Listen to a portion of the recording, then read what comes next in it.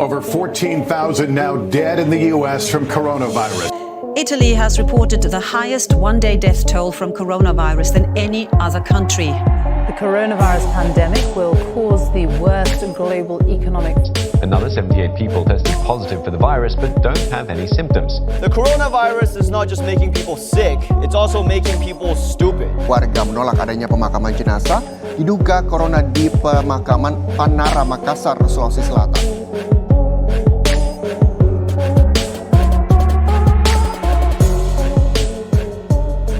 Halo sahabat sosiologi, pada video kali ini, kita akan membahas masalah pandemi virus corona dalam kerangka analisis teori struktural fungsional yang dikemukakan oleh Talcott Parsons. Setiap bidang keilmuan punya peranannya masing-masing dalam menghadapi pandemi virus corona ini, baik itu natural science maupun social science. Natural science berperan besar dalam wilayah teknis pengobatan individu secara biologis. Sementara itu social science berperan besar pada ranah rekayasa sosial dan penguatan imunitas sistem sosial masyarakat. Mewabahnya pandemi corona ini tidak hanya mengancam keberlangsungan hidup manusia secara biologis, namun berdampak besar pula pada kehidupan manusia secara sosiologis.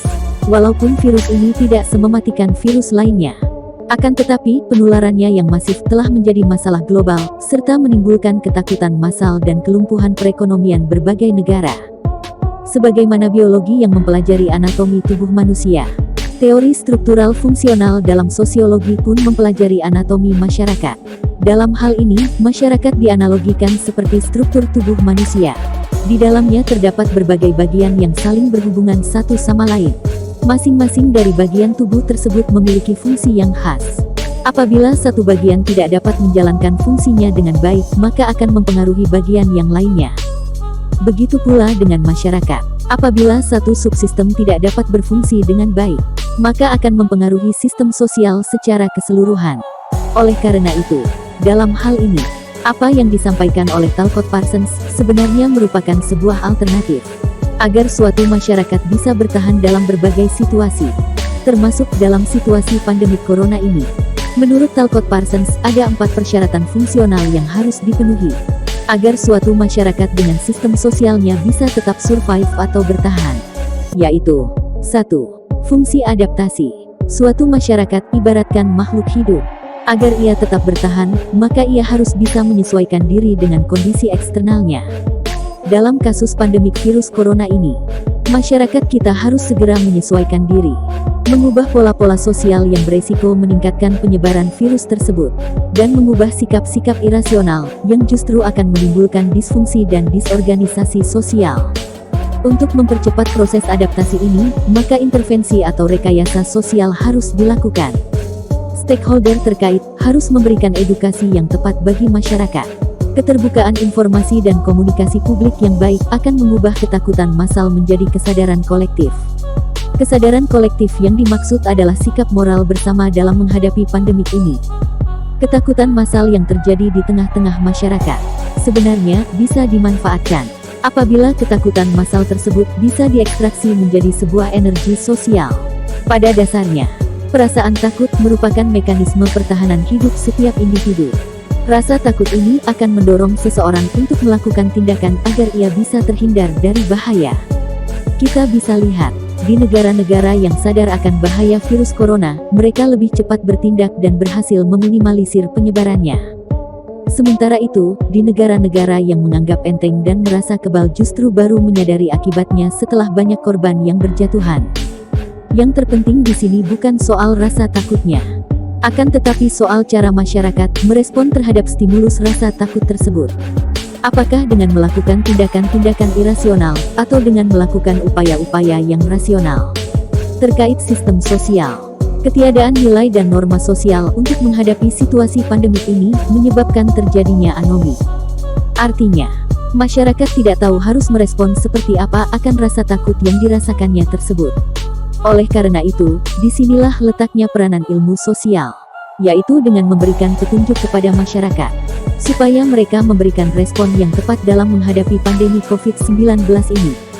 Agar masyarakat bisa beradaptasi dengan situasi ini, kita harus segera membangun nilai-nilai dan norma sosial yang tepat, serta mencegah terjadinya disfungsi dan disorganisasi sosial. Misalnya, nilai dan norma sosial untuk mensupport pasien yang positif terkena virus corona. Jika ada seseorang yang terkena virus tersebut, maka orang-orang yang berada di sekitarnya harus memberikan dukungan moral. Bukan malah sebaliknya, mengucilkan dan mendiskriminasi. Kalau kita lihat situasi saat ini di Indonesia, kondisinya sangat memprihatinkan. Banyak pasien yang positif terkena virus corona mengalami stereotip dan diskriminasi sosial, termasuk juga keluarganya. Bahkan tidak sedikit jenazah pasien yang meninggal karena virus corona ditolak oleh sebagian masyarakat untuk dimakamkan. Meskipun jenazah tersebut dimakamkan sesuai dengan standar protokol kesehatan dari pihak rumah sakit, namun tetap saja masih ada penolakan-penolakan dari masyarakat. Selain itu, ada juga berita tentang tenaga medis yang menangani virus corona. Mereka diusir dari tempat tinggalnya oleh masyarakat sekitar. Tentu saja ini sangat memprihatinkan dan harus segera kita rubah. Penting untuk diketahui oleh masyarakat, jarak fisik memang harus direnggangkan. Akan tetapi ikatan sosial justru harus dirapatkan. Kita tidak bisa mengatasi masalah ini sendirian. Kita harus mengatasinya bersama-sama. Inilah saatnya bagi kita untuk memperkuat solidaritas, saling support satu sama lain. Langkah kita adalah untuk melawan penyakit, bukan malah menghilangkan nilai-nilai kemanusiaan.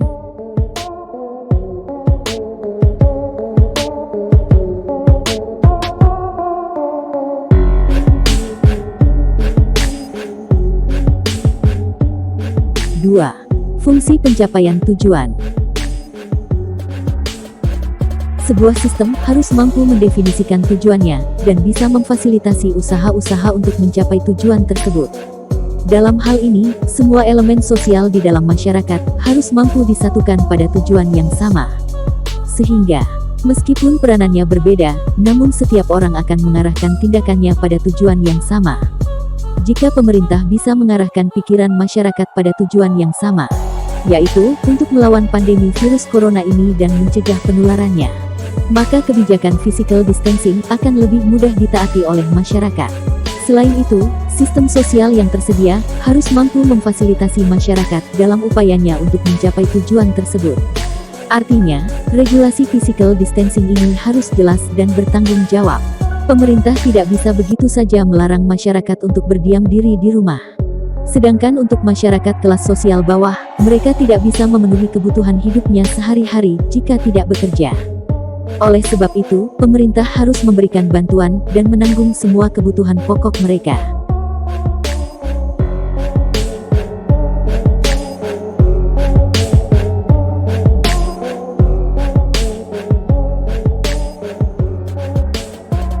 Tiga, fungsi integrasi. Pandemi virus corona ini harus kita lawan secara bersama-sama. Perbedaan status sosial dan kepentingan politik harus dikesampingkan.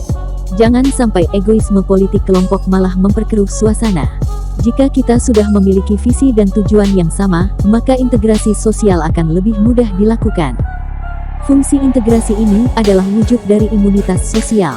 Setiap orang mungkin punya peranan yang berbeda. Namun dengan perbedaan itulah, kita harus bekerja sama, menyatukan simpul-simpul sosial, serta merekatkan ikatan kemanusiaan agar kita kuat dalam menghadapi pandemi ini.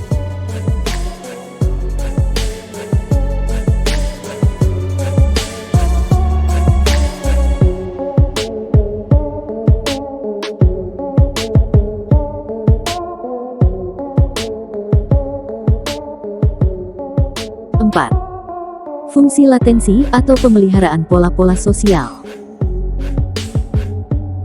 Jika wabah ini sudah berakhir, maka pelajaran yang kita dapat hari ini harus kita pertahankan. Misalnya, kebiasaan mencuci tangan dan pola hidup sehat lainnya. Atau jika wabah serupa terjadi lagi di masa yang akan datang, kita akan lebih siap untuk menghadapinya. Karena kita sudah memiliki pedoman yang tepat untuk menghadapinya. Sehingga, resiko kematian, disfungsi dan disorganisasi sosial dapat diminimalisir. Sekian dulu untuk video kali ini, semoga bermanfaat. Jangan lupa untuk subscribe channel ini, supaya kamu tidak ketinggalan video lainnya.